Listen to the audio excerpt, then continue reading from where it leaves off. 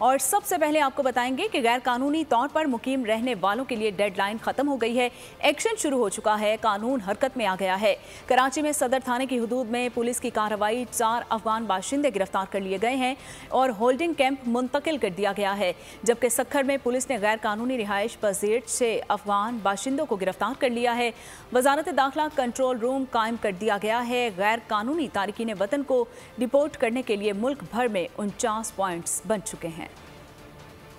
गैर कानूनी पनागुजीनों की वतन वापसी के लिए दी गई मोहलत खत्म, आज से होगा भरपूर एक्शन। मुल्क भर में गैर कानूनी तारकीन वतन के लिए 49 होल्डिंग पॉइंट्स कायम किए गए हैं, जहां गिरफ्तार गैर मुल्कियों को आर्जी तौर पर रखकर उनके वतन रवाना किया जाएगा। पंजाब के तमाम अजला में होल्डिंग सेंटर्स बनाए गए हैं। खैबर पख्तूनख्वा में 3 होल्डिंग पॉइंट्स पेशावर, हरीपुर और लंडी कोतल में कायम किए गए हैं। कराची में गैर कानूनी मुकीम तारकीन वतन के खिलाफ क्रैकडाउन, सदर से पकड़े गए 4 गैर मुल्की होल्डिंग कैंप मुंतकिल। कराची में 2 होल्डिंग पॉइंट्स किमाड़ी और मलीर में कायम किए गए हैं। सक्खर में भी पुलिस ने गैर कानूनी रिहाइश पजीर 6 अफगान बाशिंदों को गिरफ्तार कर लिया। गिरफ्तार शुदा गैर मुल्कियों को रखने के लिए बलोचिस्तान में 3, गिलगित बल्तिस्तान और इस्लामाबाद में 1-1 होल्डिंग पॉइंट कायम किया गया है। गैर कानूनी पनागुजीनों की वतन वापसी के लिए 8 क्रॉसिंग पॉइंट्स इस्तेमाल किए जाएंगे।